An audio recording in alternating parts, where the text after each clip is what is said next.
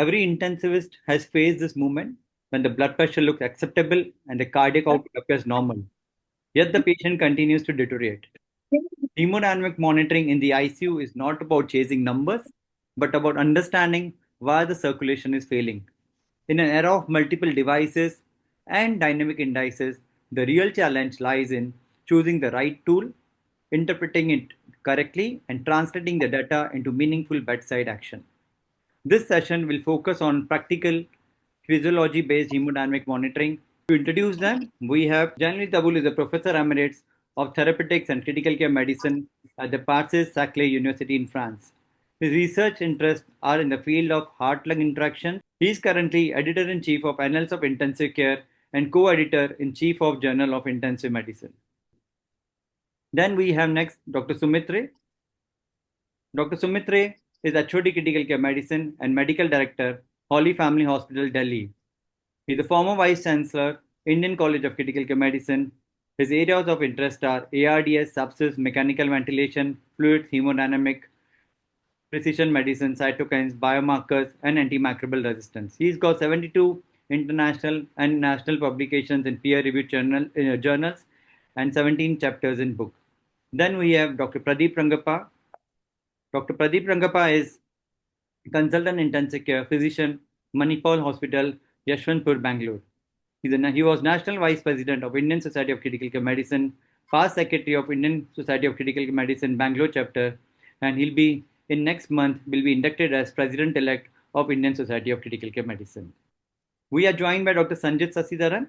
Dr. Sanjit is globally recognized, experienced, and highly sought after doctor as well as teacher of critical care medicine.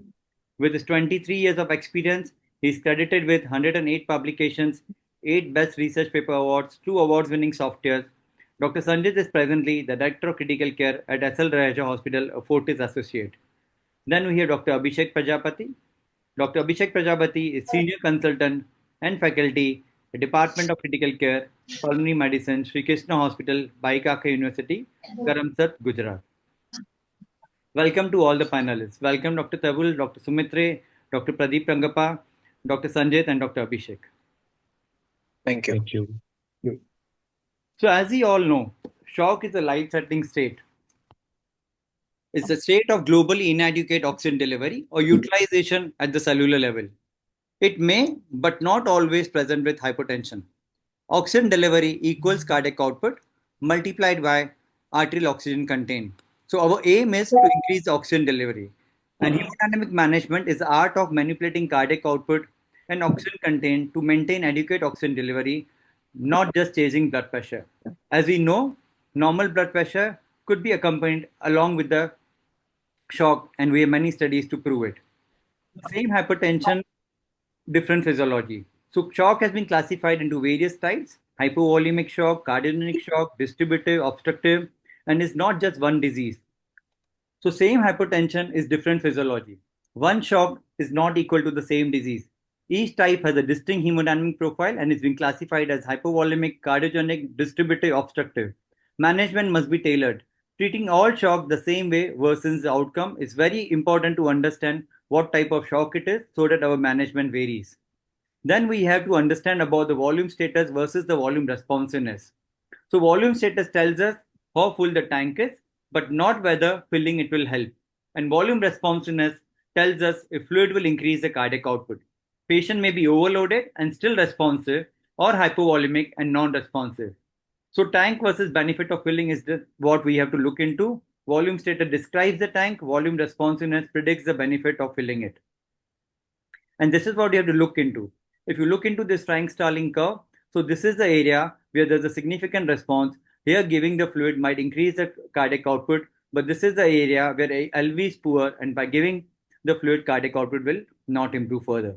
So let's open the questions to our panelists. First question to you is Dr. Pradeep Rangappa. So what are the limitations of relying solely on the clinical examination for volume status assessment? Why does bedside examination fail so often in assessing intravascular volume? Dr. Pradeep. Yeah, thanks, Bharat. Thanks for having me here and with all the esteemed panelists.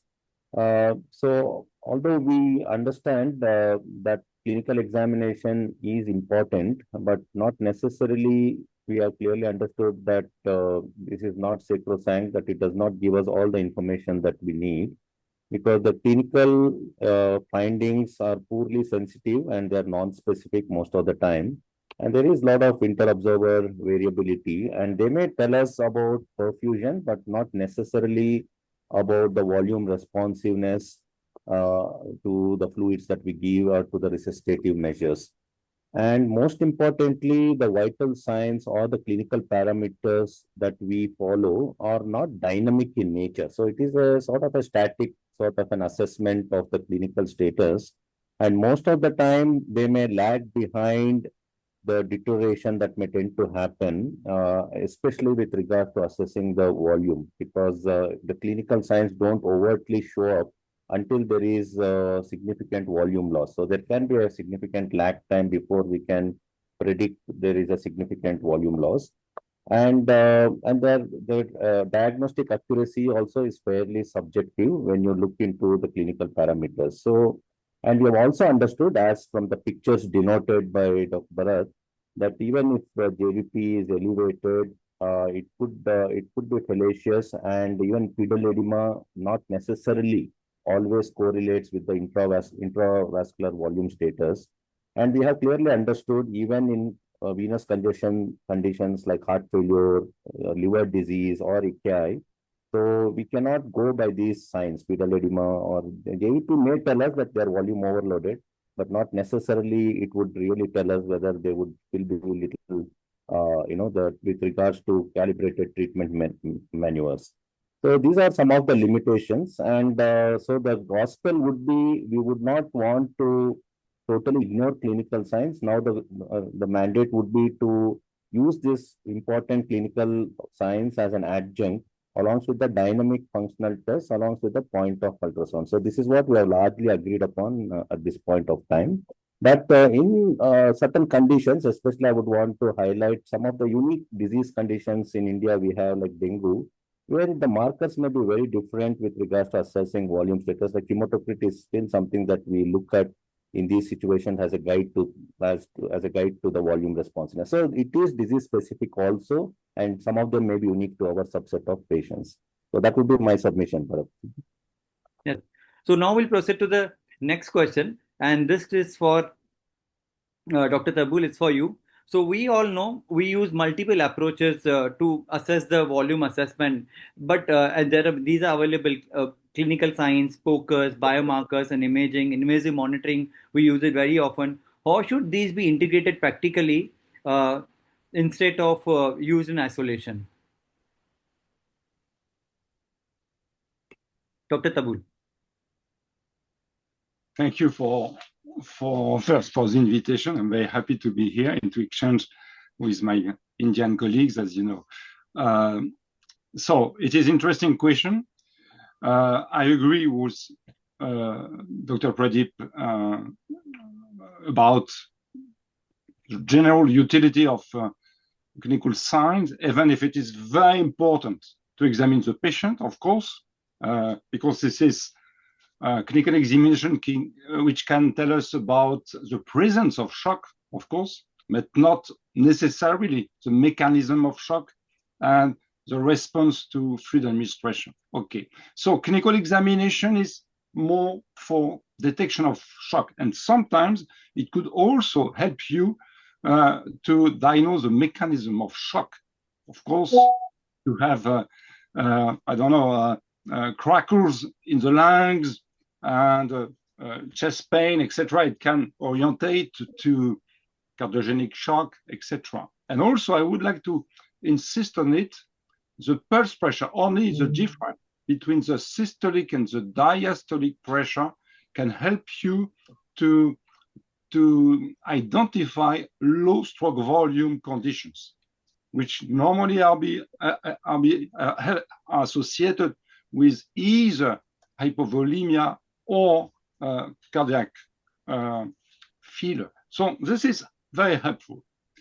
But to better assess the volume status, of course, we can rely more on POCUS. And of course, if you perform echocardiography, you could have some idea about hypovolemia in general, when you look at the size of the ventricle, when you look at the contraction also, but also you can perform tests. And Dr. Pradeep insisted on the dynamic measures, and you can perform dynamic measures, and maybe we can talk about this later, but you can perform some tests like passive leg raising, etc., and to look at the changes in velocity time integral, which is not so complicated to obtain, etc. Invasive measurements, of course, could be useful, maybe not at the initial assessment, because we have no time to to use this kind of devices. We need to insert catheters, etc. But later, when the patient is not responsive to the initial therapy, probably invasive measurements are very useful. Yeah, thank you very much. And very rightly said, initially we have to go clinically, then maybe the biomarkers and focus. Invasive comes pretty late. And as you spoke about the dynamic parameters as well, as we progress, we'll be talking about it. So my next question would be to the Dr. Sanjit. So Sanjit, as we spoke about the dynamic parameter, but this is not the dynamic one, this is a static one. And we have been, as a resident, we were totally relying on CVP and we were quite happy with the CVP. And as we grow, we have stopped using it as a consultant, as a super consultant. So has CVP failed, or have we failed to use it appropriately? Because in initial days, we got comfortable with it. So should CVP move from being a preload number to a tool for trends, venous congestion, or response to the therapy? How do we do it, Dr. Sanjit? So nice question. I mean, CVP is not dead in the first place. CVP is not dead. CVP is failed as a volume guide. So if you want to use CVP as a volume guide, it's not a great idea because it's got very poor correlationship with blood volume, very poor prediction of fluid responsiveness, and really no reliable cutoff. And that's really there because of the fact that it actually determines it's actually dependent on venous tone, RV compliance, maybe the intrathoracic pressure, the pericardial constraint. There are too many things that is there. Volume is just one of his inputs. So are we going to use CVP anytime? Yes, we would use CVP as a safety boundary, not as a goal. So, for example, if there is a rising CVP without a rise in the cardiac output or stroke volume, it may just suggest, it will not tell me binarily, it may suggest that we may be approaching preload intolerance, RV limitation, or venous congestion. This is what it might suggest, especially when you combine it with worsening oxygenation, reduced urine output, and rising lactates per se. Trends are always better than absolute values. Even then, if the CVP is rising after a small bolus without a stroke volume increase, it is kind of informative. But CVP as a congestion marker actually rules the roost, because a high CVP is the only thing that is really, really bad when you're actually giving fluids. And a CVP plus flow, that would be the most useful physiology, the one that I've shown on the screen. That is probably the most. CVP alone is weak. CVP with cardiac output is incomplete. CVP plus flow response may be a powerful parameter. So for all who's listening, maybe if you were to give a fluid bolus and the cardiac output increases, but the CVP is stable, it's okay. We give a fluid bolus, the CVP increases, but the cardiac output remains the same. If you got to stop. If the CVP increases and the cardiac output goes down, maybe you should think of RV failure and tamponade physiology. So CVP will actually work well in an expert hand. So it's not does the patient need fluid, but can this patient tolerate more preload is what will be the fundamental question if I have to use the CVP. It is misused quite a bit, but you should never use it as a volume meter. Dr. Tabul, you want to come in? Professor Tabul? Yes, I agree 100% with Dr. Sanjit, 100%. But in addition, I recommend to measure CVP also because it can be useful for other purposes. For example, for detecting just at a glance RV dysfunction. After this, you can confirm by echo, but at a glance, high CVP can be a good sign or marker of onset of RV dysfunction, and this can happen in our ICU patients. Second, it is a downstream pressure for organ perfusion, and therefore it is very important to know this value because it is close to the downstream pressure for the kidney, for the brain. And therefore, if you have a low MAP and a high CVP, it is important to know the difference because it counts a lot for the perfusion of the organs. In the majority of people, CVP is low, so it is neglected compared to the MAP. But sometimes when the MAP is low and when CVP is high, it is worthy to take into account, to consider the value of CVP, and the difference counts a lot. Correct. So there's a question from Dr. Ashutosh Kumar. He says, even if it's tamponade and CVP rising, our first response is to give fluid, and isn't the same way in case of the tamponade, even though the CVP is very high? Dr. Sanjay, do you want to take this? So the question is, if the CVP is high on tamponade, you'll start giving fluid? No, here it basically explains us physiology. It's just telling us that the pressures are so high that the CVP is gone up. We need to tackle the pathology that is there and not really think of fluid in these stages. The entire pathology would be to drain if there is cardiac tamponade, and that is the only way out in this case. Fluids in this case is not something that you'd probably think of in this case. It is going to be drain. So the right thing at the right time is what we need to do, not play around with fluids at this particular stage. And certain areas, of course, is going to be subjective. So rule is not general for 100% of the cases, but majority of the cases fits what you all said.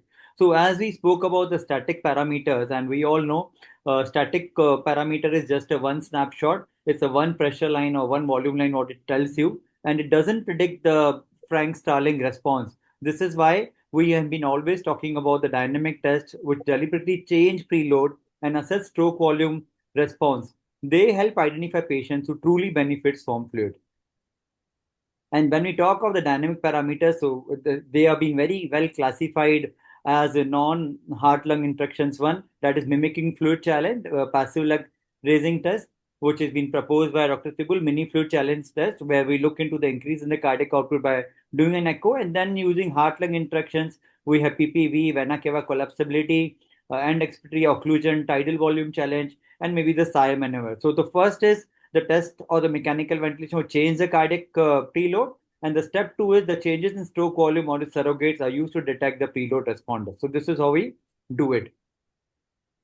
So when we talk of all this dynamic indices, so Dr. Sumit, dynamic indices don't work in each and every patient. As I discussed, there are too many of them. So how do you choose the right test in daily ICU practice? What patient and context-specific factors should guide the choice of a dynamic test of fluid responsiveness? What physiological situations limit their use?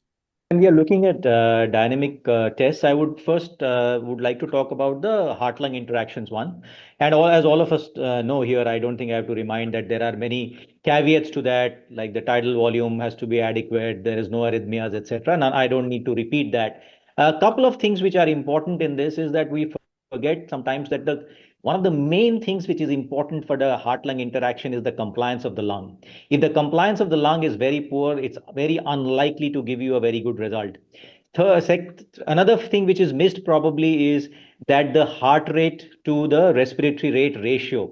If you don't have about 4 heartbeats per respiratory cycle, then you will not get this variation. So these are the two things that are missed. Everything else is probably, I mean, I won't say missed, but not focused on as much. So these are the issues. But having said that, yes, it is useful, but it includes dynamic measures, also includes the IVC variability. And one thing which is which can be done by a point of care ultrasound, one thing which is missed is, I think, the systolic pressure variation. Even if you don't have advanced equipment, you have an arterial line.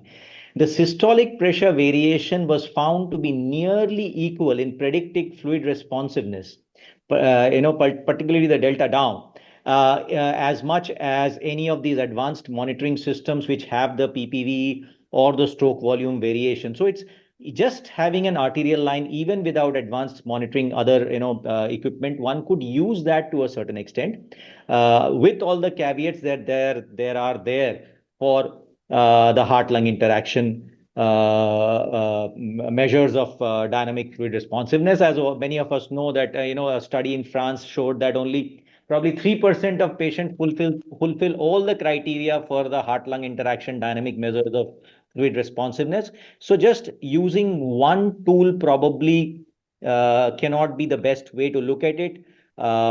Fluid challenge techniques is what I personally use, but I think we would be looking at this a little later in the discussion. But I personally use more fluid challenge techniques and look at the outcomes of those fluid challenge techniques in the dynamic tests for fluid responsiveness. So before we move to the next question, Professor Chabul, we will like to take the question from the audience, and it's for you. So Dr. BJ Casey is asking, wouldn't tamponade physiology culminate into shock and be more apparent in terms of hypoperfusion? And in this case, then how do we evaluate dynamic measures in case of constrictive versus the tamponade physiology? I think this is not the issue. If we have tamponade, it's not the issue to assess fluid responsiveness for sure.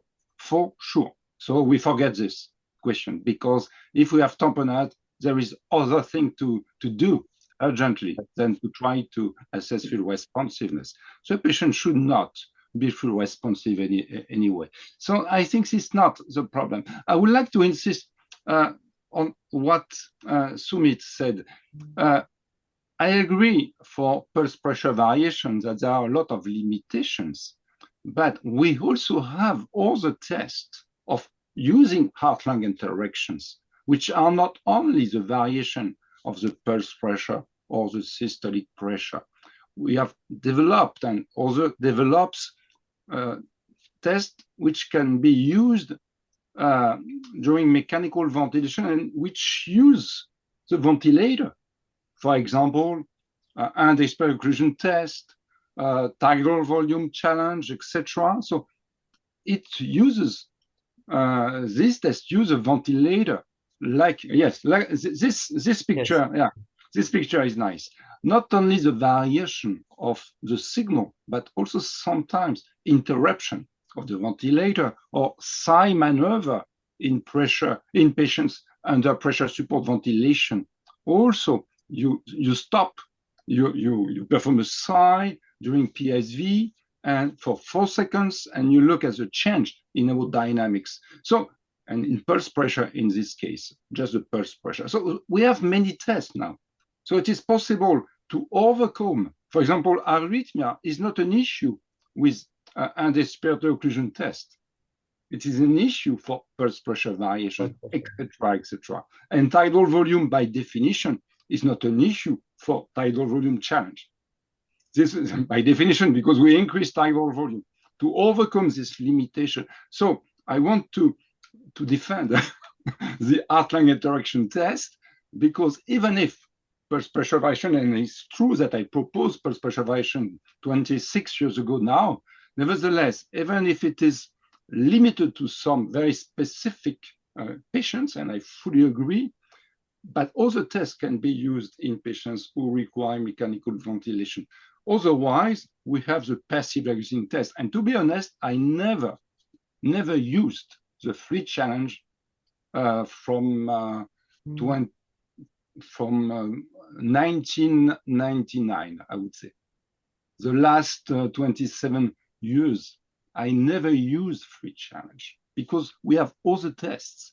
And I don't want to overload the patient, because the repetition of free challenges, we know that patient will not, half of the patient will not respond. We know this. We know that this. Why giving fluids to patients who are not good candidates for fluid administration? This is why we propose this dynamic test to avoid fluid accumulation. And we know now that fluid accumulation is something which is bad for the patient. We know this. This is why I defend the test.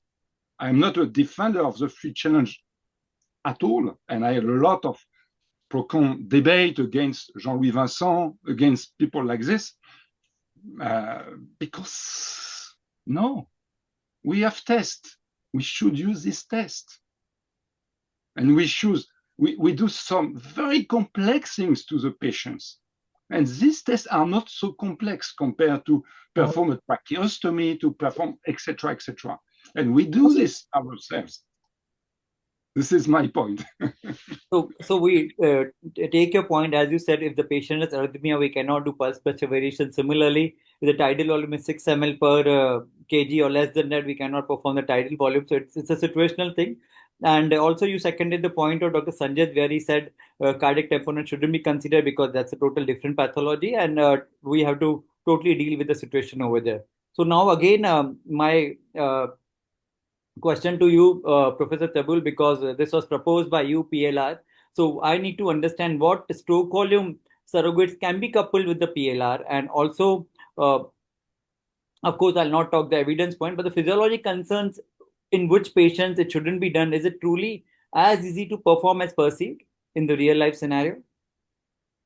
Thank you for this question. Again, it is easier than to perform tracheostomy at the bedside first. So we should not forget this. Patients in the ICU are very complex, and we do very complex things to these patients. So PLR compared to other things are numerous procedures. What we do, tracheostomy, central line, arterial line, looks to be easier than that. Exactly. So PLR is not so complex to do. But the problem with PLR is that you need, normally, classically, we need a cardiac output measurement to assess the effects. But because the effects are very short, very transient and very short, we need a real-time cardiac output measurement. So, for example, we cannot use thermodilution, with a PICO or with whatever you want, the SWAN. We cannot use thermodilution. We can use pulse contour analysis devices, and whatever the device, we can use change in velocity time integral using echo, okay? But we cannot use some devices like thermodilution, okay? Second point, now some teams, and my team, trying to develop some surrogates of cardiac output or stroke volume. And for example, we can use perfusion index, PI, using simple pulse oximeters.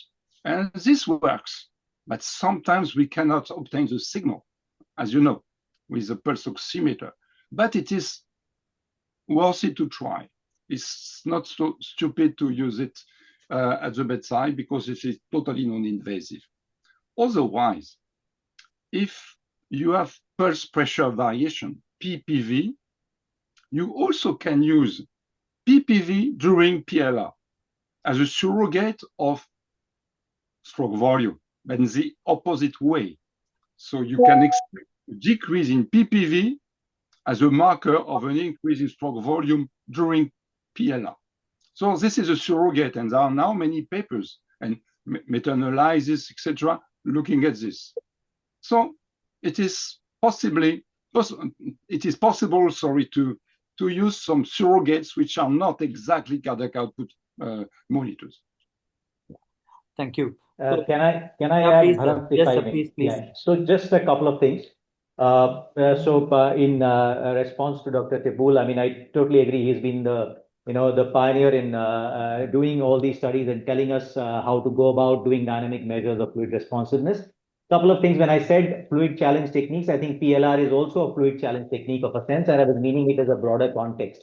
One is that. Second is that the surrogates which we can use, one is the delta pulse pressure, because most continuous cardiac output monitoring systems actually use the pulse pressure as a surrogate for stroke volume, right? All the minimally invasive cardiac output monitors have pulse pressure as the surrogate, through which they calculate the stroke volume to a certain extent with different algorithms.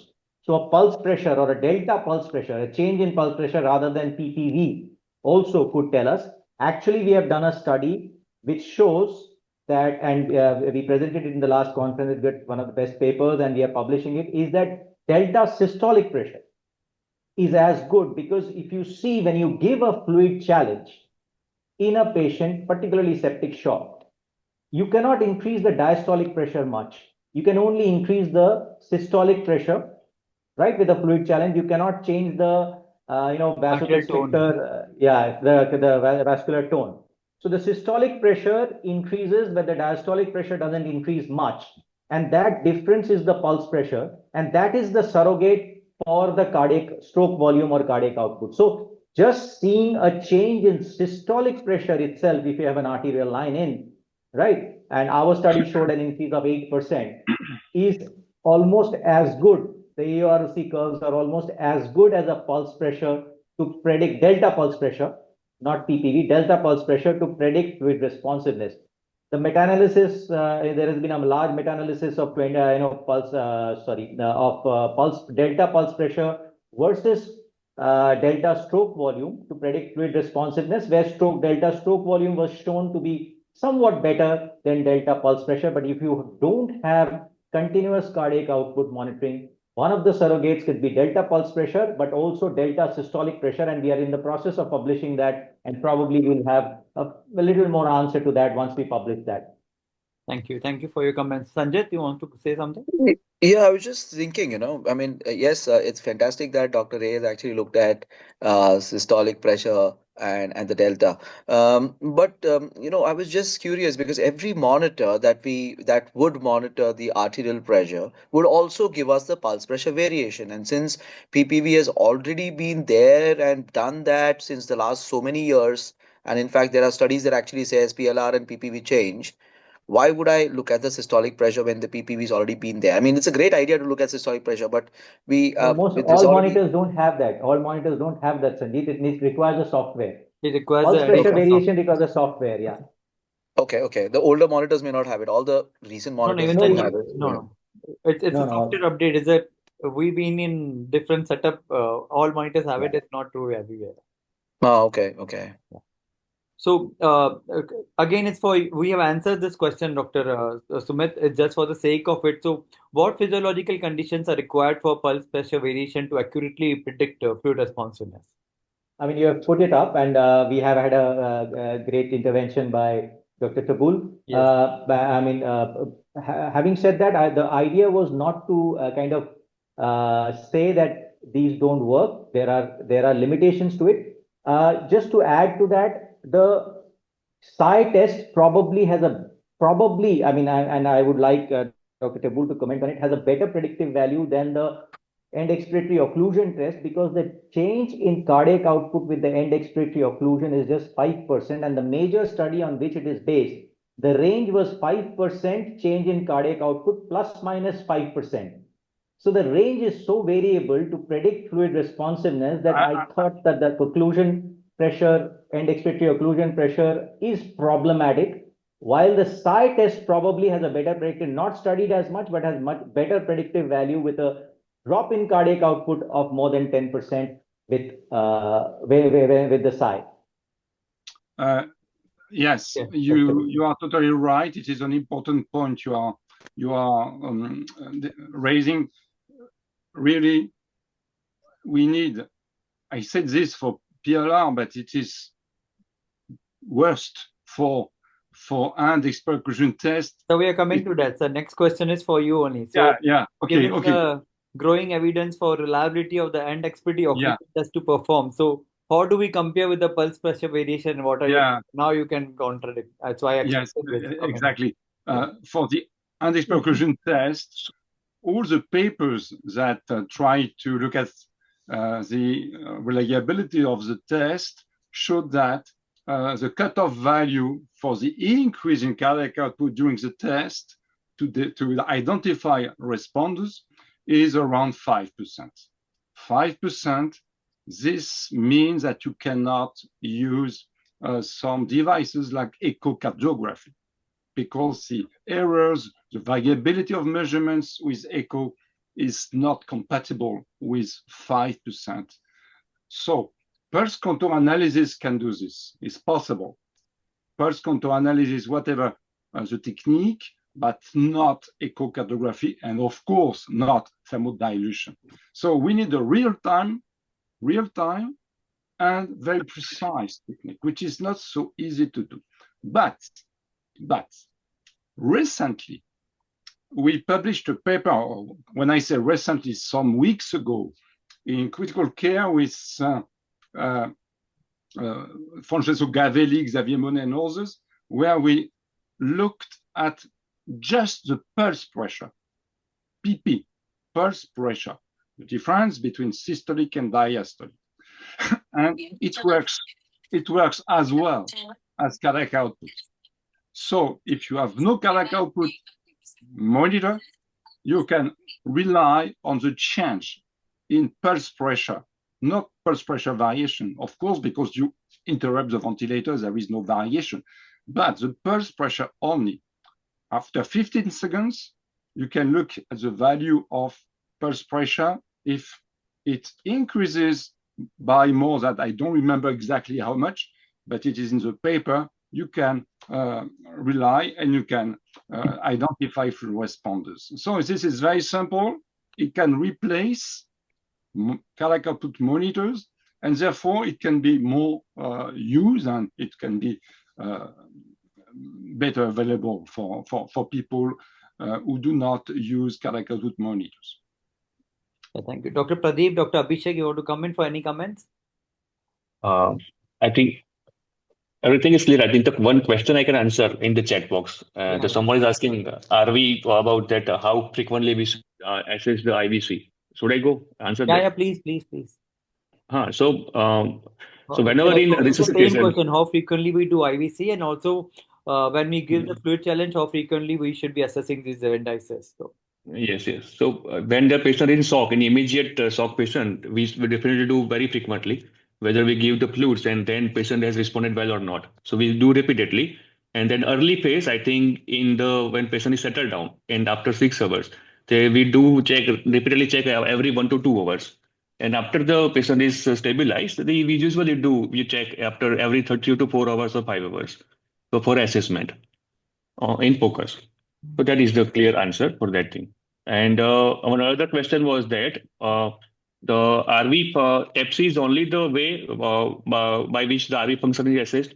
So there are some another measures like fractional area change and RV by LV ratio in focus that through which we can assess the RV wall function. And also we can assess by the cardiac MRI. So these are the answer for focus point of view.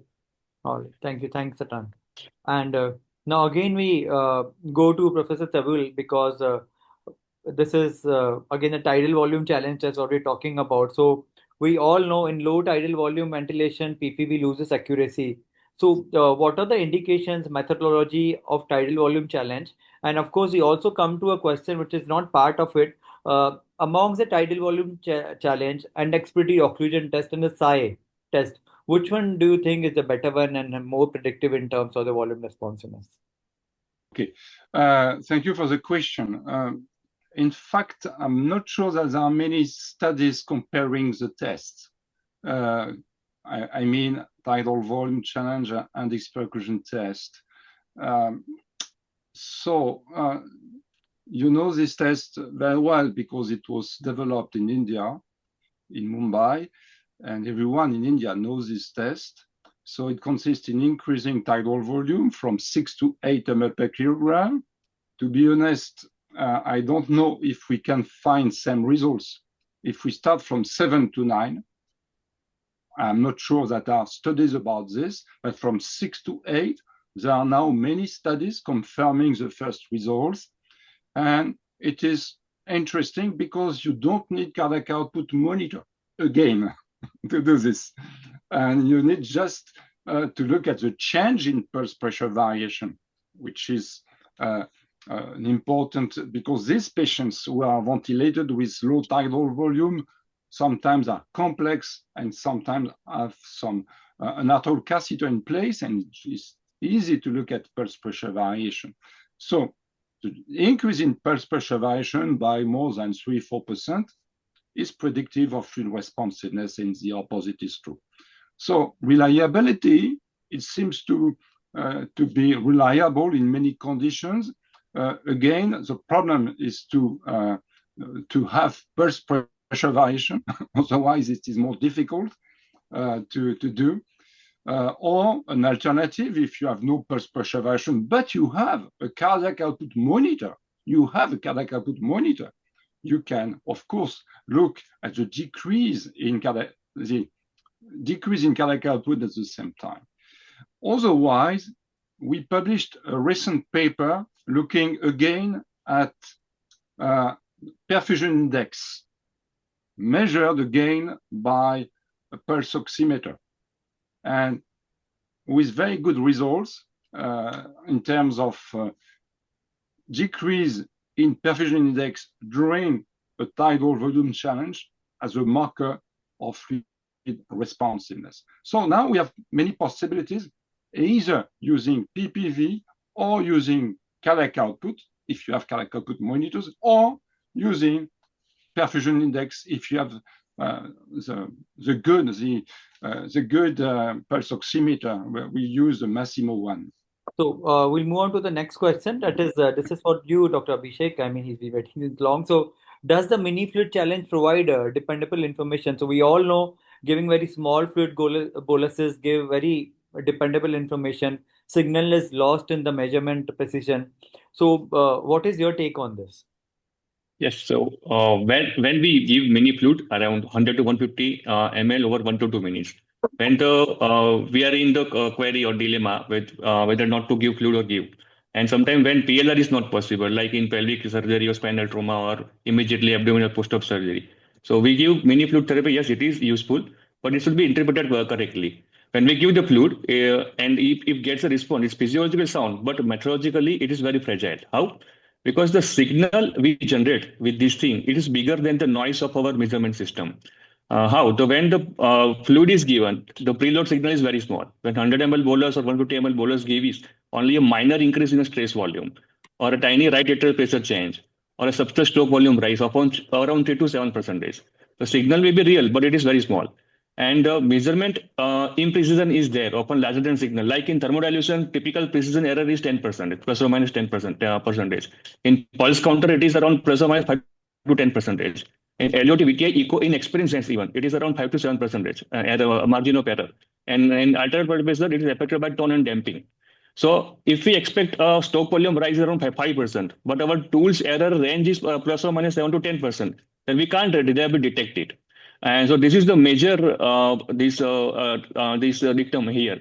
So when there is not physiologic failing, it's a measurement physics. And so is the mini fluid challenge unreliable? No, it is not unreliable, but it should be easily misused. It works only when there are high precision measurement, immediate assessment within seconds, control conditions like no arrhythmia, stable tone, passive patients, and binary interpretation is avoided. And most common false negative is patient is preload responsive, but stroke volume rise is less than detection threshold. And when we wrongly conclude non responsive, and false positive is when bit to bit variability, respiratory artifacts, and autonomic fluctuation. So these are the things. So always when it is possible, PLR is always outperforms the mini fluid challenge. But if it is not possible, then these are the things which we need to take care when we are assessing the fluid response by giving the mini fluid challenges. Bharat, if I may come in. Yes, sir. And I would like Dr. Tibul to come in on that also. So if we look at what is considered a mini fluid challenge, it was semantics in the sense of that earlier the mini fluid challenge of 4 ml per kg predicted body weight was considered mini fluid challenge, and then it has been changed, the definition. If you see the European guidelines, so the fluid challenge is from 250 to 500 ml, while the mini fluid challenge is 100, as Dr. Prajapati rightly said. So 250 to 300 is the same challenge that we are expecting in a PLR also, right? Though it's a reversible challenge. So the point is, even if we use a 4 ml, and that has been well studied, that 4 ml per kg predicted body weight for the average Indian, it comes to about 250 to 300 ml fluid challenge, which is equivalent to the PLR. The changes in stroke volume, pulse pressure, systolic pressure, the percentage changes are similar to that of PLR. The only problem is it's not a reversible challenge. It is, if PLR is not possible, if the difficulty in PLR, because many of our hospitals, we are working in many kinds of setups where we do not have a bed which can, the PLR can be done on those beds. In that setting, a fluid challenge which is of about 4 ml per kg predicted body weight is as good as a PLR in giving you the information in terms of the change in cardiac output or its surrogate, which could be the pulse pressure or the systolic pressure rise alone, right? So that possibility should, yes, the 100 ml challenge, which was probably started by the Chinese, if I'm not wrong. Yeah, so that's reliability. The noise is more the change in cardiac output, exactly like the end expiratory occlusion pressure. The change in output of 5% is difficult to register in our measuring systems. Yes. You are totally right. You are totally right. All right. So, yeah, for the mini fluid challenge, as said by Dr. previously. Abhishek and Dr. Sumit. Yeah. For the mini fluid challenge, 100 ml is very small, and you cannot expect a high increase in cardiac output anyway, even in field responders. So the cutoff value found in the literature and meta-analysis is the same as for end-expiratory test, 5%. 5%. So again, you need a very precise technique, etc., for the mini fluid challenge. And as you said now, the fluid challenge, the recommendation about fluid challenge is about 4 ml per kg. So means more or less 200 ml, which is less than PLR, by the way, less than PLR. And we need exactly the same techniques and with the same real-time and precise technique as PLR. Nevertheless, again, as I said before, if you perform only one free challenge, no problem for me. It is nothing. But if you repeat free challenges over time in the same patient, finally, at the end of the day, you can accumulate fluids and it was not necessary. So this is why I don't like fluid challenge because people can repeat a lot of times. And finally, it's not surprising to have this overload, feed overload, and with 15 kilograms at the end of the stay of the patient, and we know that it is not good for the patient. But of course, you can do. If you do only once, no problem. We can do this. All right. So next is for Dr. Sanjay. This is for you. So we all know the indices, that is delta P over delta T, and also the dynamic arterial elastance. So how essential or advanced these arterial waveform indices, and should they be part of standard practice, or they are just useful agents that can be safely skipped in most clinical scenarios? Are they part of the routine hemodynamic assessment as well, Dr. Sanjay? Oh, 1 second. Let me just switch. Okay. Yeah. So actually, this is a very, very high level question. I felt, Bharat, very, very high level question. And I would put the honest answer this way, that it actually sits in a extremely gray zone between useful physiology and really limited day-to-day actionability. It's between useful physiology and limited day-to-day actionability. And really speaking, what does DP/DT mean? It's people think it's contractility. It's not contractility. DP/DT max is actually a combination of contractility and afterload. So it's a contractility afterload interaction marker.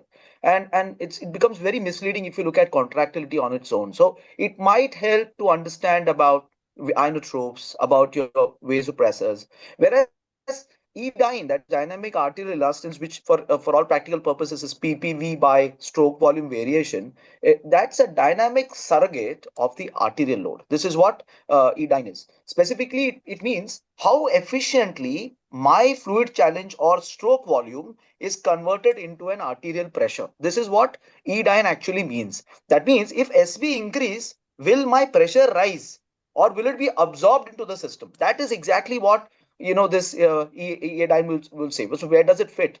It is definitely not the first tool. If you ask me, is it essential? No, it is a second order decision modifier. I would put it this way. It's a second order decision modifier. It can't be the first order. The first order remains whatever we're discussing, PLR, EO, mini fluid challenge, and all of these things. But it is a second order. And then that's why if the first question I'll separate is, will stroke volume increase if I give a preload? That is all the PLR and all that we're discussing. But if the stroke volume increases, will MAP actually improve? That is where E-dyne will come in. So in short, the dynamic elastance will actually help. For example, if there is low dynamic elastance, less than 0.6, 0.4, or something like that, it means it's a vasoplegic arterial system.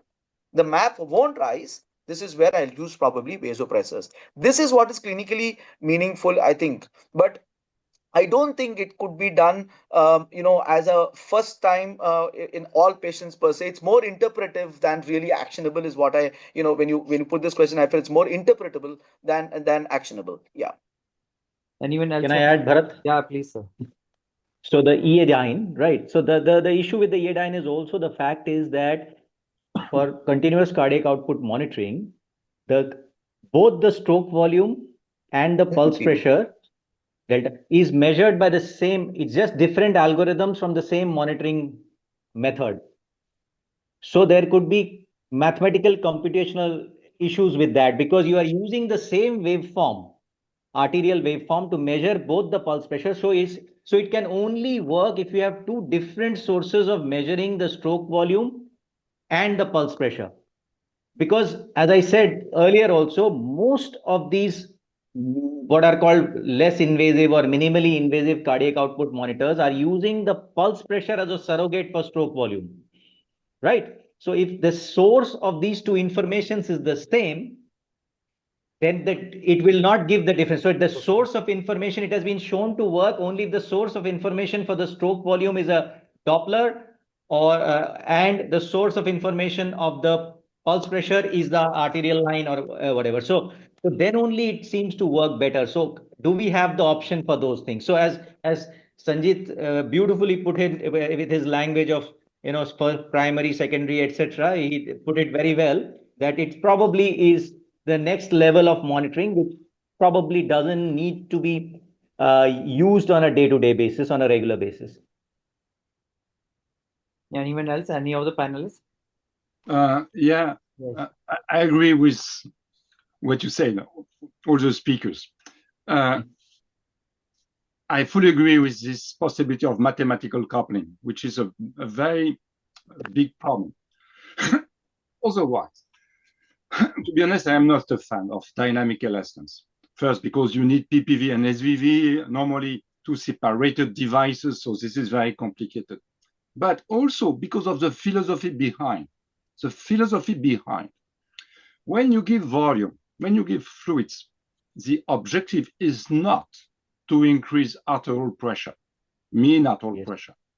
The objective is to increase flow, blood flow, to have a better perfusion of the tissues.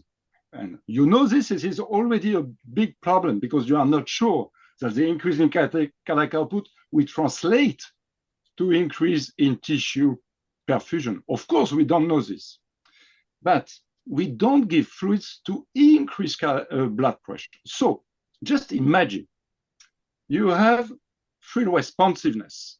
You know that the patient is fluid responsive, and you look at dynamic elastance, and you discover that the patient will not increase blood pressure, okay? Because it is not said by, the opposite is said by dynamic elastance interpretation. So I am almost sure that many people will not give fluids because they will anticipate a no increase in blood pressure. So they will be reluctant to give fluids. And it would be a big mistake in this situation because fluid is not the good therapy for increasing blood pressure.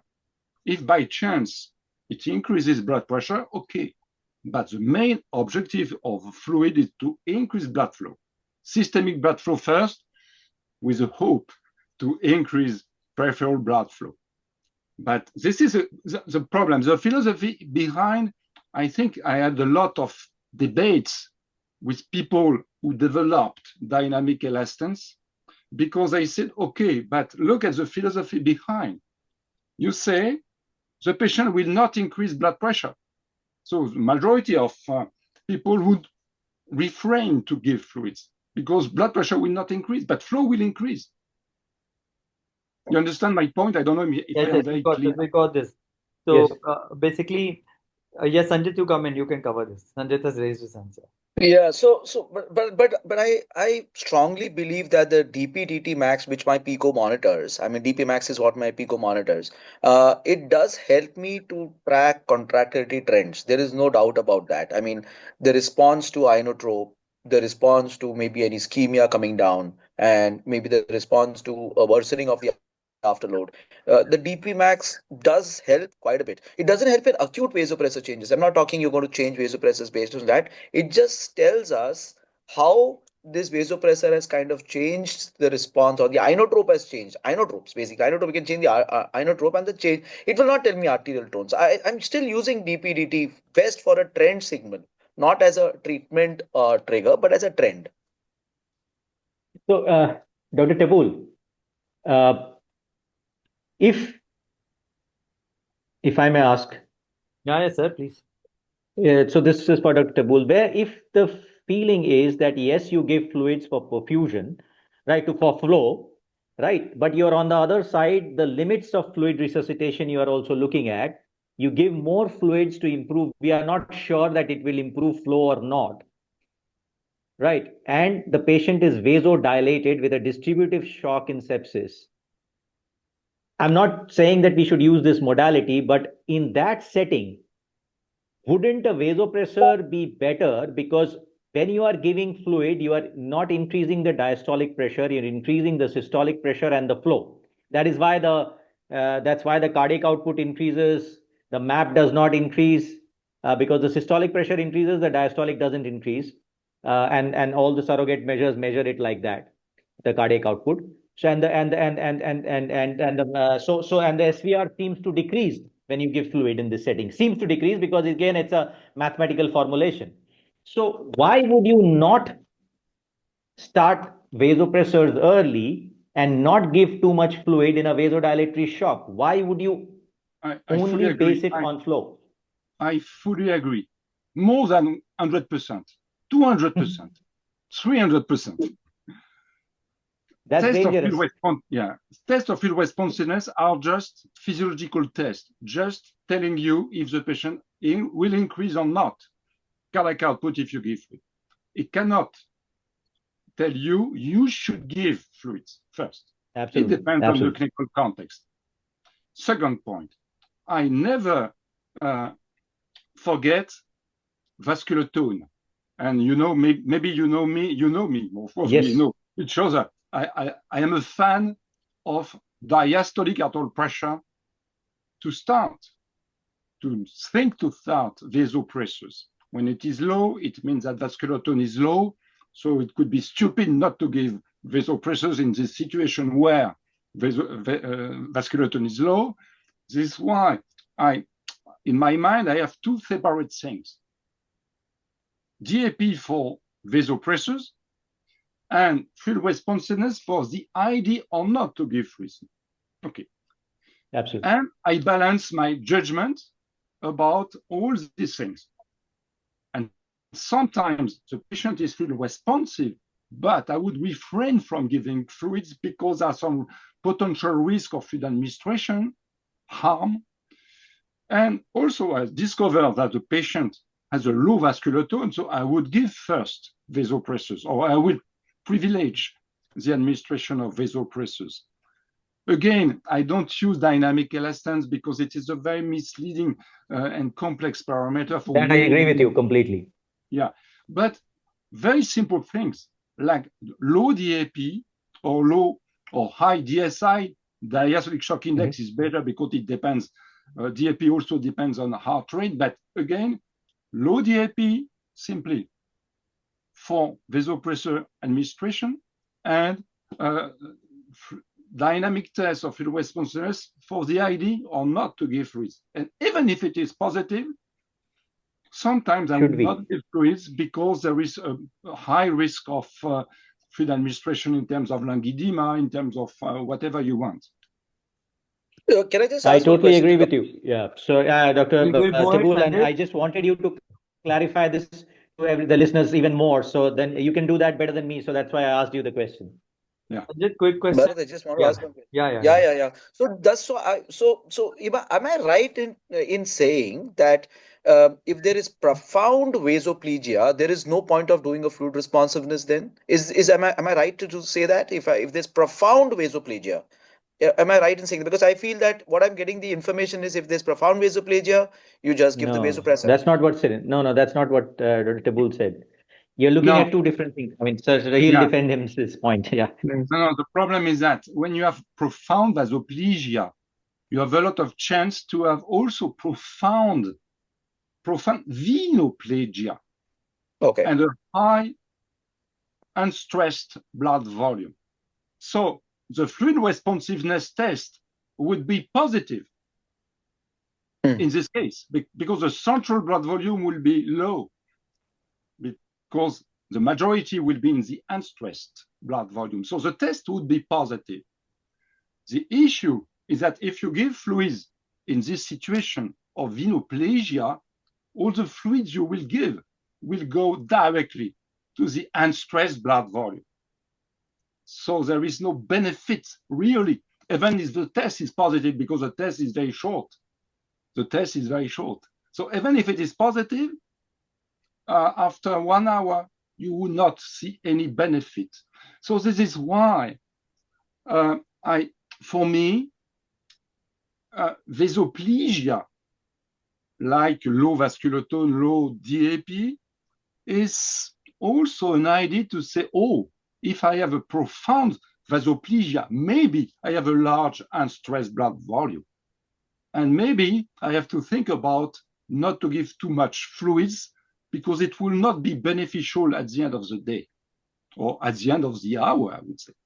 And there are many papers in septic shock showing that when you give 500 ml crystalloids or whatever you want, this will stay in the vascular compartment only 30 minutes. And after it disappears. It disappears because it goes either in the tissues, in the interstitial tissues, or it goes to the unstressed blood volume. And this is a problem. So when I have vasoplegia, I am very, very careful about fluid administration. This seems paradoxical. No, vasoplegia also probably, it's not demonstrated to be honest, but this is my clinical practice. Vasoplegia, profound, severe vasoplegia also means some degree of venoplegia. And therefore, I am thinking about this, I have, maybe if I give fluids, I would be very reasonable. So, I like, for example, subphenotypes. I am a fan of clinical subphenotypes. The best subphenotype to give fluids is a low pulse pressure, meaning a low stroke volume, a not too low DAP, and a positive response to dynamic tests. This is the perfect subphenotype to incite, to encourage me to give fluids. But the subphenotypes saying a normal pulse pressure, showing a normal pulse pressure or high pulse pressure, very low DAP, I would not give fluids, even if the responsiveness test is positive. Correct. This is exactly what I was asking. This is what you were asking. So the answer was basically what you asked is, can we start straight away with the vasopressor? So what he meant is, you start with the fluid. Point is that. Yeah, the entire point is that. Yeah. So more than so answer is rather than the first vasopressor, it's like early vasopressor with the DAP.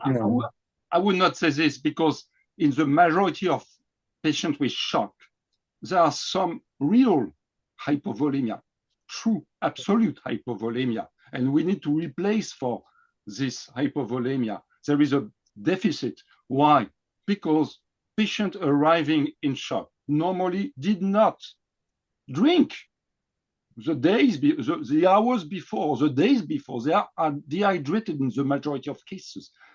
Sometimes they have fever, and we know that with fever, you could have dehydration as well. So normally, all the patients arriving at the emergency department in shock, septic shock, in the majority of shock states, should receive some reasonable volume of fluids, not 30 ml per kilogram, as I saw in the chat. No, not 30 ml per kilogram. 10 ml per kilogram, and see what happens. Absolutely. If DAP is low at the same time, you can start vasopressors. If not, you can wait and see. Yeah. So early vasopressors is what we can think of, not the start with the vasopressors. So we'll move on faster a little. So as we speak about the cardiac output monitoring devices, so these are the various devices available. I'll not go into the details of it because we are really short of the time. I'll just cut short as invasive, minimally invasive, non-invasive, and invasive can use pulmonary artery hemodilution, indicator of dilution was via pulmonary, or the Swan's catheter, Gans catheter, what we're using. Minimally invasive is transpulmonary, that is TPTD, indicated dilution across the lung, and the PICO, LITCO, flow track, cardio-Q, various monitors what we're using. And the non-invasive are echocardiography, bioimpedance, and thoracic electrical signals. So the next question to you is, Dr. Abhishek, if you could cut short the answer. So we all know transpulmonary thermodilution assess preload, afterload, contractility, lung water. So should it guide real clinical decision, and where does it fall short?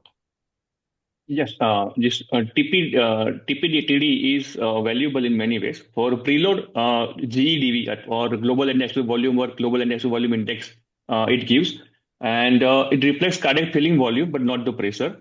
For afterload, it gives an idea about why systemic vascular resistant or SVRI, and it guides vasopressors versus fluid decisions. And for contractility is cardiac index plus cardiac function index, it can give us, and it separates the pump failure from the vasoplasia. And for volume tolerance, we can have a extravascular lung volume, and it quantifies the pulmonary congestion risk. So it is unique that this transpulmonary thermodilution technique gives us a phenotyping, or it gives an idea about so many things at the once, but not the sequentially. How? It is important for decision making. It can give the stem of phenotyping of the tool, but not the trigger tool, or not the exactly the action tool. How? What hemodynamic phenotype am I dealing with? It can give answer to this. But should I give the fluids because GDV is low? No, it cannot give a precise answer of that thing. So whenever there is septic vasoplasia, there will be a reduced CI. Like when there is a reduced CFI and increased GDV, then we are dealing with the septic cardiomyopathy. When there are occult fluid overload, we will expect more increased extravascular lung volume with normal oxygenation. And when there is high GEDV and with low cardiac index, I think we are dealing with the RV-LV mismatch. So with this, we can stem the diagnosis or phenotyping these hemodynamic variability. So it defines the problem well, but it doesn't dictate the treatment. So it is useful in deciding whether the heart full is whether the heart is full or not. But it cannot tell whether more fluid is given and it will lead to increased SVR or not. That is not, we cannot get the clear answer for this. We can also, it also gives the answer to lung water burden, but it cannot tell whether the fluid will help in circulation or not. It can guide us in deciding whether there is a pump failure versus pipe failure, but there will be a limitation to beat-to-beat responsiveness. So GEDV answers, where am I on the curve? But will I move up to the curve? At least it will not be decided by this TPDP. And it is also useful in define the fluid tolerance by EVLW, extravascular lung water. Low GED is equal to safe to give fluids, and high EVLW is equal to low tolerance or regardless of preload. So clinical use, early ARDS with shock, except the vasopressors early. When there is septic AKI with rising extravascular lung volume, we can de-escalate the fluid sooner. And whenever there is weaning phase, we can guide the resuscitation timing. So it is how we can implement our finding of these TPDP in decision making. And also it is a interpretation of the beat single numbers. Like a single TPDP snapshot is like a map. But a serial measurement is like navigation. So exactly, we can have a good map, but how we are going exactly and going by navigation, it cannot tell by these TPDP. And when transformer sometimes fail short, it is not a dynamic test. It is vulnerable in specific phenotypes like severe tricuspid regurgitation, GVDV is unreliable, and massive RV dilatation, RV preload overestimated, and there will be very rapid vasomotor shifts, intermittent data log will be there. And whenever there is a patient having open chest or ECMO, calibration distortion will be there. So these are the things we should take care while interpreting the finding of this TPDP and decision making. Very nicely explained, and you summarize it pretty well. Next question is again for you about the pulse counter devices. So we all know we have the calibrated and the non-calibrated systems which differ. So again, you could just tell us in summary what are their strengths and weakness and how do they fail physiologically? Yes, this pulse counter analysis, how it has actually revolutionized the bedside hemodynamics. How it actually turning the arterial pressure waveform into a continuous estimate of cardiac output. So the calibrated versus non-calibrated, the calibrated devices are the pico and volume view, and the non-calibrated one are the flow track and pro acuity. So in calibrated systems, we actually inject a cold saline bolus to measure absolute cardiac output, and then device then adjusts its PC algorithm to match this value. So its accuracy is actually very high, and it accounts for the patient's individual vascular compliance and resistance, and it also very consistent. And in non-calibrated devices like FlowTrack or Pro Acuity, there is an internal database for age, sex, and body surface area to gauge the patient's vascular compliance. And here the devices analyze the morphology or shape of the arterial waveform and apply population-based demographic model to estimate stroke volume. So it is very easy to use, plug and play. But there is an accuracy that is low in extreme states. Whenever the patient is very sick, then it will not be that much accurate compared to these dynamic devices or calibrated devices. And so the advantages are continuity. We can have a data on bit to bit, and we can have a interpretation on bit to bit variation. On every bit, we can have a data. And we can also automatically calculate stroke volume variation and pulse pressure variation, which are superior to static pressures. And there is a minimal invasive, like we only need some arterial line, and we can have this pulse counter analysis, and we can have some data. And what are the limitations of the arterial system? There are some damping problems. Whenever there is an arrhythmia, we can not rely on the data. And whenever there is vascular compliance, when we increase the vasopressure, arterial stiffness is increased immediately. So then the data become unreliable. And there will be also heart-lung interaction, like dynamic indices like stroke volume variation or pulse pressure are only valid in patients who are mechanically ventilated and not on spontaneous beds. There is a sinus rhythm, and then the tidal volume is more than 8 ml per kilogram. We all know. So these are the advantage and limitation of the PCA or pulse control analysis. Thank you. Thanks a lot. So, Dr. Pradeep, it's been long. You've been quiet. So, this is for you. We've been using pulmonary artery catheter since long, and there are two schools of thoughts. I mean, some really vouch for it. It's quite useful, and there's a group which also says it's an absolute no. So, how does the pulmonary artery catheter fit into this modern hemodynamic monitoring, and which patients does it remain relevant? So, do you use it still, or you feel it's just an absolute thing? What is your take on it? Yeah, thanks, Bharat. I'll keep it short. I think there's a decay of the audience there. So, but very nicely formulated questions, I should say. Very nice comments from Tebul and Sumit. So, really, it's been a mesmerizing discussion. Yeah, it's been a mesmerizing discussion. So, I'll just keep this short. I think PA catheter, I think we've had a good number of trials, the ESCAPE trial, PAC trial, which really did not show great benefit with regards to its outcome indices if you're looking at. But of course, the cardiac group still swears by it. So you can say how much ever you say that we don't use PA catheter in our routine run-of-the-mill cases like sepsis, ERDS, so on and so forth. But the cardiac patients, I think it still seems to have some role. And how much ever we argue, they would continue to use that. But the large observational registry data shows that it has an ability to better stratify the shock patients, and especially in advanced heart failure, And patients, at least in our setting, the patients who go for advanced cardiac surgery cases and heart transplants, they invariably have PA catheter. This is to have a continuous sort of a monitoring of cardiac output or pulmonary artery pressures, and so on and so forth, filling pressure and SVR, so on and so forth. And it has a role in especially complex right heart sort of a failure and pulmonary artery hypertension sort of surgeries and management. It does have a role.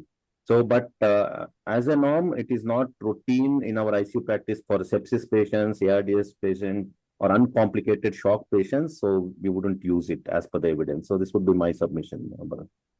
Yeah, thank you. Thank you for summarizing it pretty well. Now we come to the question of the bioimpedance. And Professor Tabul, quickly, what does evidence says about the non-invasive cardiac output monitoring, and where to use it, and what are the limitations in shock states?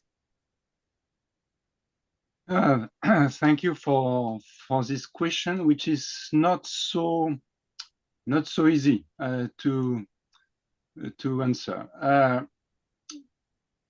I would say that in patients in the ICU, there are many limitations to use this kind of devices.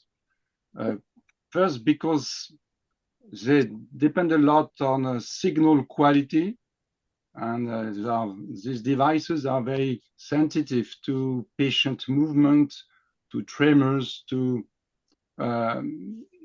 irregular breathing. And if you have a poor signal, this will lead to unreliable phase shift measurements and inaccurate cardiac output estimation. Also, sometimes the patient ventilator asynchrony also will interfere, and also some thoracic anomalies, I would say, severe obesity, large pleural effusions, also pulmonary edema, extensive atelectasis, etc. And this can also interfere with electrical signal transmission across the chest, because normally the chest should be homogeneous for a better interpretation. So for many of these reasons, it's difficult to rely on values of cardiac output estimated by bioreactants, for example. Of course, as always, the trend ability maybe is okay, and maybe we can look at changes, dynamic changes of the measurements of cardiac output using these devices. So maybe you can perform PLR, maybe you can perform some other tests, and we publish papers showing that with the new devices, the new versions of the bioreactants device, with some technical and also essentially technological improvement and refinements, it is possible to obtain better accuracy of these devices, in particular during tests. So why not, if you have nothing else, because it is non-invasive, very non-invasive, I would say, because you need just to put electrodes on the skin, on the thorax, on the chest. So it is very non-invasive. And maybe in emergency room patients, this could be used, and this is widely used in US, for example, for this kind of patients, to have an idea of the change in cardiac output. But you cannot rely on the absolute values, but you can rely maybe on the dynamic changes, especially with the last versions of these devices. I hope to have answered. So basically, if we have nothing, we can use this because this is non-invasive, and as you very correctly said, not very accurate. So we cannot rely on one absolute value. We have to see the dynamicity into it, exactly, of the indices overall. Exactly. You got this. Thank you. So we've been talking about the dynamic indices. So what we know is about the important shock indices in the critical care. So we all are aware of this shock index, modified shock index, diastolic shock index, and they all reflect hemodynamic stress, perfusion pressure, vascular tone, hypoperfusion severity, and this is what we've been talking about all this. So we really look into the hemodynamic indices. Or Dr. Pradeep, question to you is these indices also gives us very good value. So are we underusing it? Can't be using this in early recognition of the clinical deterioration? Yeah, thanks, Bharat. So shock index, definitely we are underusing. So I think there is enough evidence. The three shock indices, the heart rate divided by SBP and modified shock index, which is heart rate divided by MAP and diastolic. All these three have a good role for early prediction. And it is quite logical to think because you're using two parameters as opposed to linear parameters. So it would have a better ability to identify shock better. So if it is 0.5 to 0.7, we consider it as normal. And if it's more than 0.9 to 1, because you're taking 2, 3 indices, so it has a better ability to indicate to you an occult shock and early shock. And there are studies to show that it does have an ability to predict, especially in trauma and hemorrhage, for the massive blood transfusions and recognition of the bleeding and early mortality. And even in sepsis, shock index has an ability to predict the lactate, organ failure, and hospital mortality. So the answer is yes, we are underusing because we go with isolated parameters like mean arterial pressure, heart rate, so on and so forth. But here you are trying to make sense of ratios. And obviously that has a better predictive ability.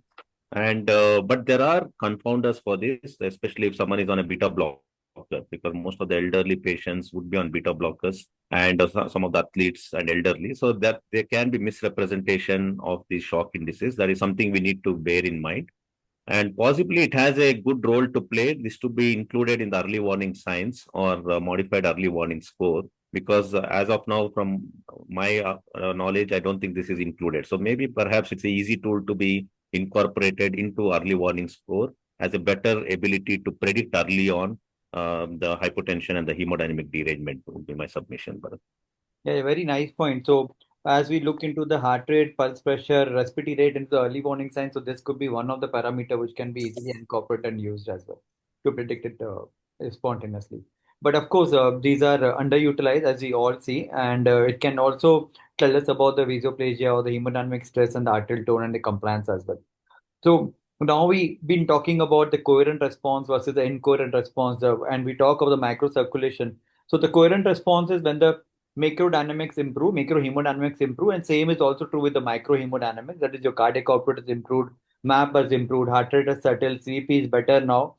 Now, at the same moment, CRT going down, PCO2 gap is getting better, SCO2 is improving, lactates are going down. But what you are worried about when it's not being utilized at the microcirculation, right? Downstream markers, and this is where the incoherent response is, where the heart rate has improved, where the cardiac output has improved, arterial pressure has improved, CVP is better now, but still your CRT continues to go up, SCO2 is getting abnormal, CO2 gap is rising, and the lactate is also increasing. So this is why we're worried about, and this is where set the clinical context about using SCO2.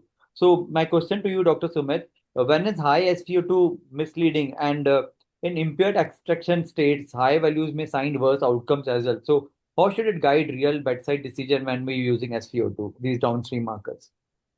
So downstream markers, I don't think only SpO2 alone could be utilized. SpO2 is a useful marker in the early stages where resuscitation as when there is coherence. Actually, when there is significant incoherence between the macrodynamics and the microdynamics, microcirculation, then probably a high ScVO2 is a sign that the uptake or the delivery to the tissues in spite of macrodynamic optimization is not happening. One level is also the mitochondrial uptake, dysoxia itself could be expressed by a low uptake at the periphery leading to a high ScVO2. I think in a patient who has other signs of poor perfusion, which could be by the capillary refill or the lactate or the arteriovenous CO2 difference, with a high ScVO2 is a is not a good sign. So how do you improve the microcirculation, the shunts that are happening at the periphery is the difficult question. So yeah, so I think it's just one of the tools, but I don't use it on its own. When I have a central line, when I'm monitoring the SCVO2, draw a sample. I don't do SCVO2 monitoring on its own, but when I draw a sample, venous sample and an arterial sample, I look at not just the SCVO2, but I look the PVA-CO2 also, along with that, along with capillary refill, etc. So I don't use it alone at all, actually. So yeah, so same downstream markers, Dr. Pradeep, Yeah. what Dr. Sumit says is a continuation of the same. So also we look into the veno-arterial CO2 gap. So does it reliably identify inadequate cardiac output in shock, and when it should be using it, at what point we should consider looking at this, and will it guide the resuscitation decision as well? Yeah, absolutely. I think VSCO2, there are good number of studies to show that it has a value. So basically, you say if cardiac output is low, your carbon dioxide clearance is not happening. And that's when your venous CO2 goes up and the gap widens. So that is the whole conceptual understanding as to why we believe VSCO2 is a reflective of a low cardiac output state. So that is the sort of a simplistic way of looking at it. But in sepsis, where we look at SCVO2 more than 70%, and there you do a VA gap if it is more than 6 millimeter, which is taken as a reference, it at least suggests to us there is inadequate flow and worse outcomes. So it is a good sort of a marker.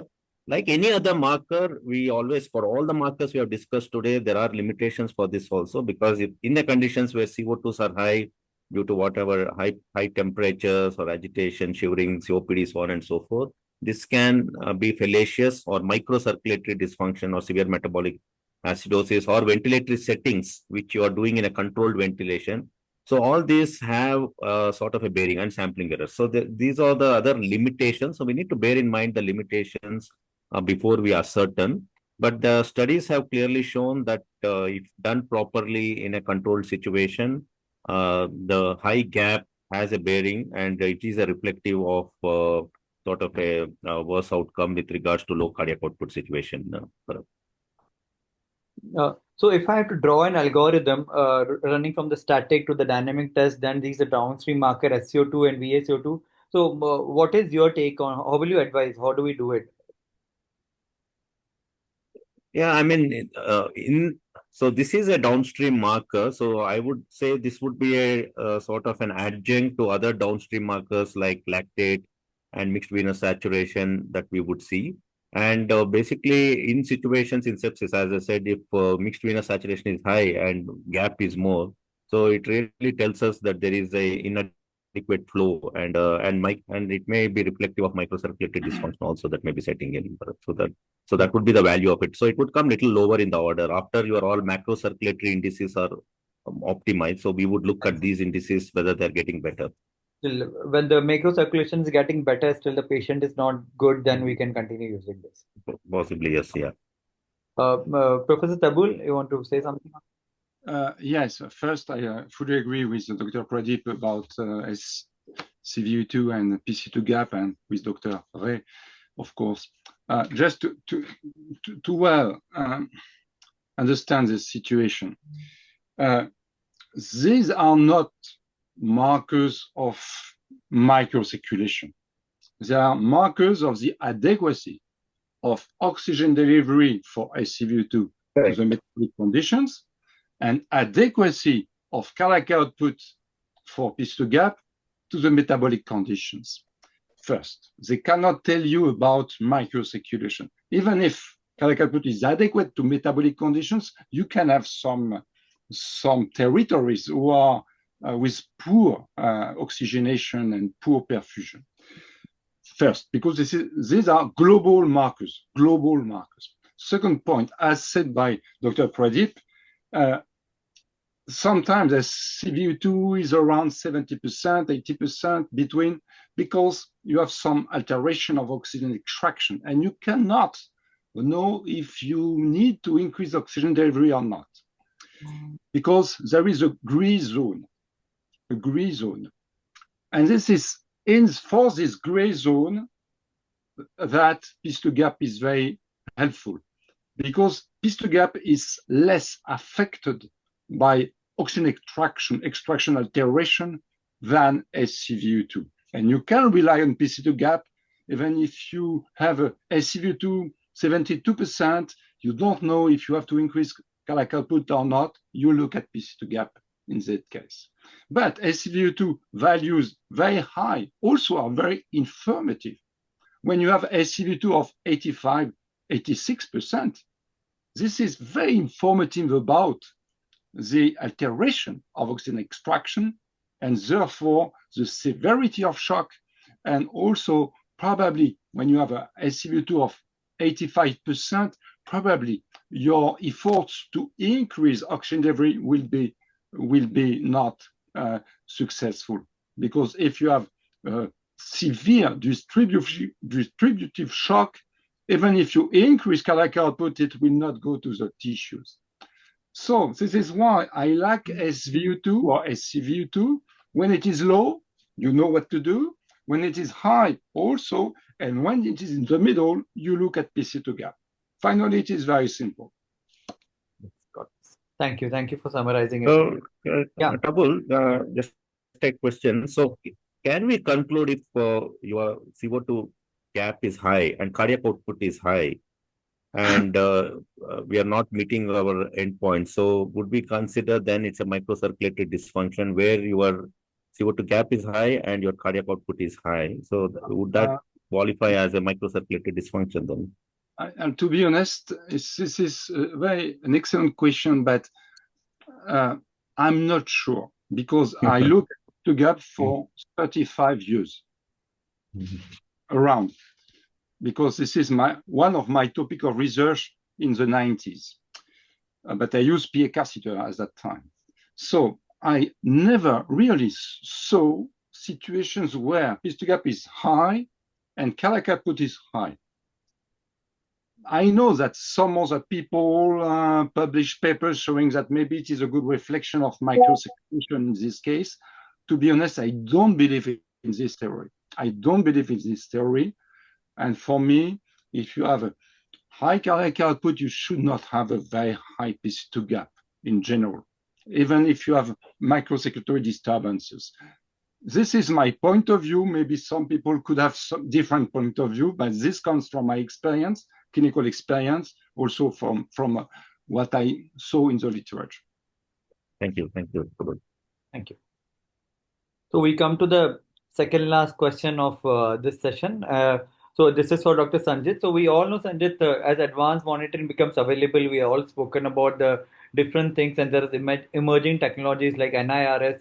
Do they fit into the modern shock management? No, modern shock management, no. In modern shock management, how we target the lactate, CRT, capillary refill time, they are the main targets that we have. And the reason is simple: we don't use the NIRS because we don't have any kind of evidence that says NIRS guided shock management to actually improve patient-centered outcomes. So, and thresholds also, it kind of varies. So where would we, the other thing that you're asking is where would I use it? I would use it probably, not in shock management, but maybe in limb ischemia. Say, for example, you have a VA ECMO and you're monitoring limb perfusion at 1 and detecting evolving ischemia. So maybe there it'll work. Maybe vascular surgery compartment syndrome, that is where NIRS will work. Why it is actionable there is because the decision is often binary. Either you change the cannula or you need to go for a fasciotomy or something. So the NIRS would work that way. In perioperative cerebral oximetry, when we were all residents, even abroad, we used near infrared spectroscopy, but even there the literature is not very great. Exactly. But hidden hypoperfusion, you're always talking about incoherence. I think as we evolve in 2028, 29, we might actually see we may trend the response to changes of microcirculatory dysfunction, especially when you're talking about this very important phenomenon of hemodynamic incoherence. At this moment, as it is just supportive evidence, cannot be a standalone trigger as of now. Yes, thank you. So now we come to the last question of it. We have spoken about giving the fluid, when to give, to check about the responsiveness, tolerance of the fluid, and we discussed the various ways of it. But also we know there's something called a de-resuscitation, de-escalation of the fluids as well. So Dr. Sumit, this is for you. What signals the transition from fluid resuscitation to de-resuscitation? And in short, if I have to summarize this, what are the endpoint and start point when you consider fluid de-resuscitation? What is the endpoint where you will stop de-resuscitation? Okay, so when I start looking at that this patient, obviously when the perfusion has been, is organ perfusion is fairly good even with low levels of vasopressors or no vasopressors, and you have had given fair amount of fluid. So do we de-resuscitate? Not for every patient. It depends on how we resuscitated the patient.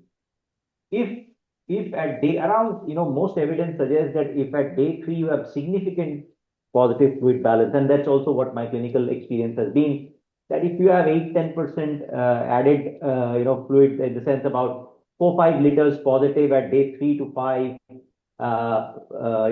perfusion is fairly good, the requirement of vasopressors is low, probably it's time to either the patient will de-resuscitate or decongest himself, which is the best way to do it, or you may use a diuretic or a renal replacement therapy. But renal replacement therapy just to de-resuscitate probably is not the best idea if the patient is already has some urine output. So a diuretic, etc. So a positive, significant positive fluid balance at day 3 of a patient who has been in shock, got fair amount of fluids and vasopressors is what I look at. But 3 is not, it's not just God's word. Around 3 days, 4 days, that's where I am looking at decongestion. And at that stage, probably targeting a negative fluid balance on for those specific days. But overall, a euvolemia is what you are targeting from the day of admission. And when we are using a diuretic to diurese the patient, there will be 3-4 issues that will happen, which happen regularly. All of us face it.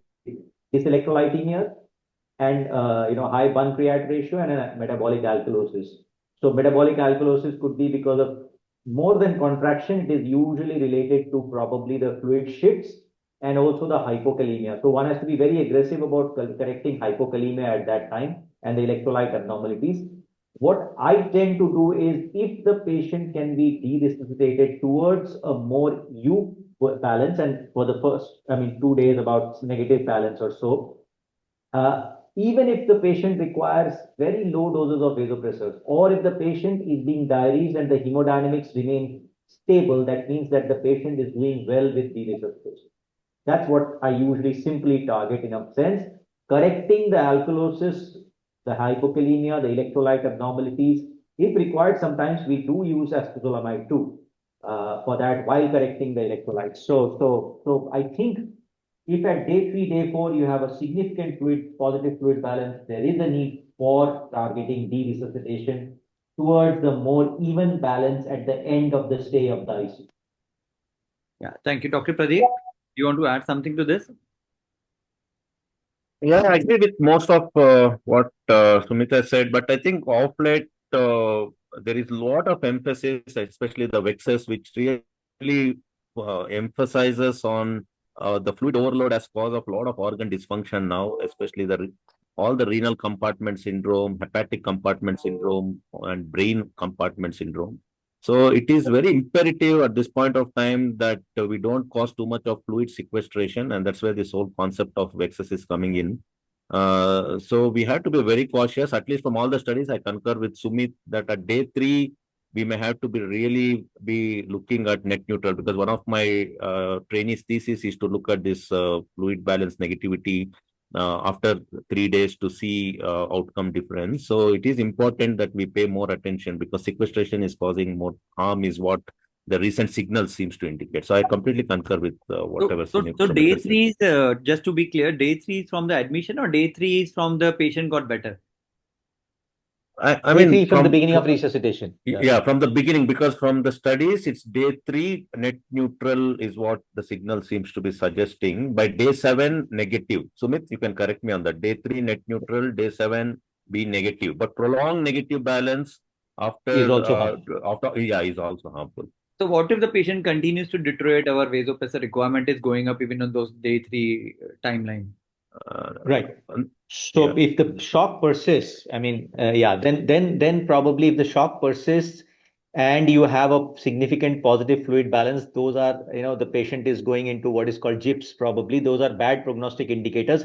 But that is the point probably I would be more restrict, not give as much fluid for resuscitation. Probably the patient will not be, even if they are fluid responsive in terms of, as Dr. Tabul said, in terms of their indicators, dynamic indicators, they may not handle fluid very well, and the positive balance is going to cause organ harm. And this is where probably vasopressors, continuing vasopressors with some amount of fluid, balancing that, probably a setting for colloids if the albumin, colloid in the terms of albumin. I mean, there is no perfect way to deal with it, but this patient obviously after day 3, if the shock is worsening, is going into what is called GIPS, continuing global what is called continuing permeability syndrome. So that's the difficult one.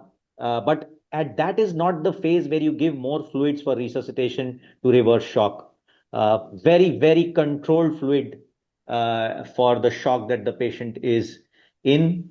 Maybe, as I said, somewhat colloids, albumin, because evidence is not very clear about these phases, and probably continuing with vasopressors for longer, because we are talking primarily of septic shock failure and extending into beyond day 3. Yeah, Professor Tabul, you've raised your hand here. Yeah, in fact, I agree with what was said, and I wanted to emphasize on this point. If you use dynamic tests of fluid responsiveness, and if you use vasopressors according to DAP, etc., you will see you give less fluids, finally, at the end of the day. There is a paper published in Chest in 2020, and the first author is Ivor Douglas, about PLR and bioreactants, by the way, in the US. And it was a multi-center randomized controlled trial looking at performing PLR versus not using bioreactants. It was a huge study, and finally, the primary outcome was fluid balance.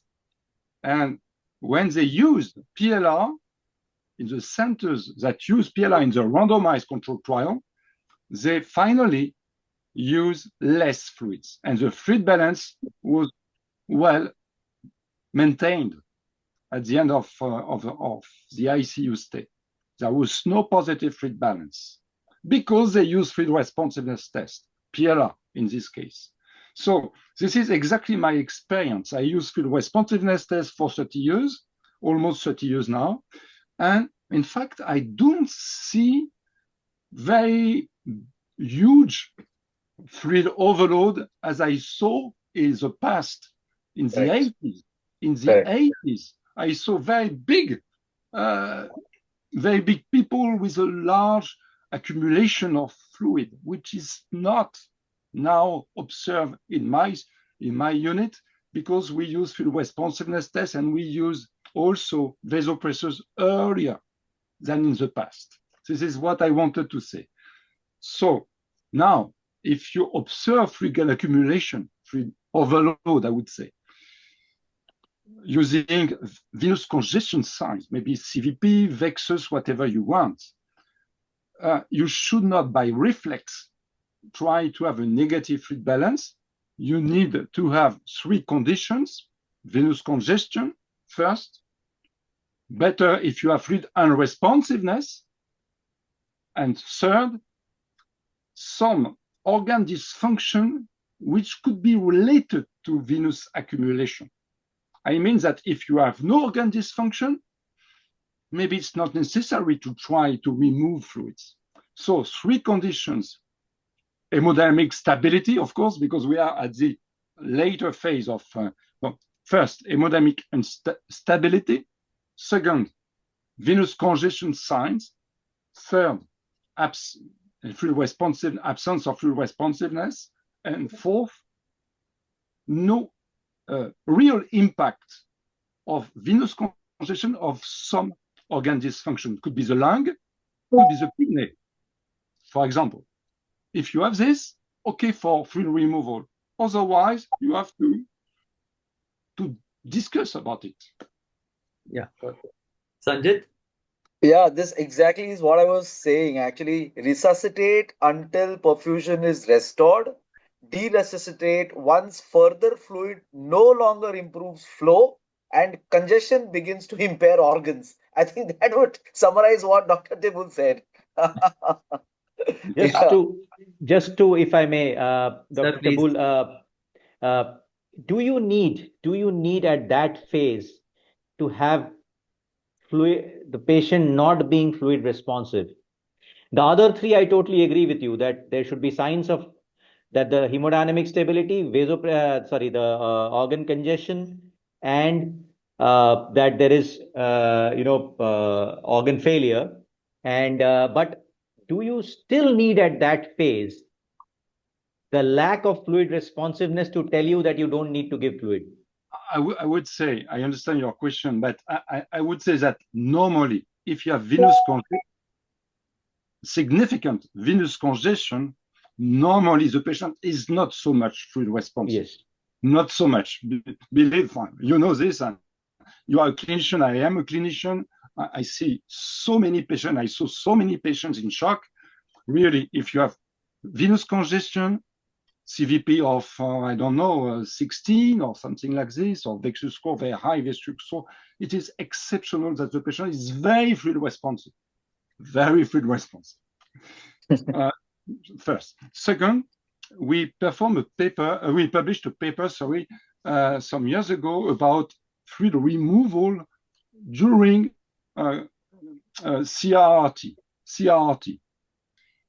And we saw that when the patient is fluid unresponsive during CRRT, if you remove fluids, ultrafiltration, you have no problem on hemodynamics. But if the patient is still fluid responsive and you remove fluids, you have intradialytic hypotension. So I would be very careful about fluid removal in patients who are still fluid responsive. But when I say fluid responsive, I mean high degree of fluid responsiveness. I don't say just 11% of increase in PLR. Okay, a frank fluid responsiveness. And would be very careful about fluid removal because these patients are on the edge of the balance. You know, they are very sensitive to fluid removal, but also very sensitive to fluid accumulation. So you have to find the balance. I would not be too aggressive in terms of fluid removal if the patient is still fluid responsive.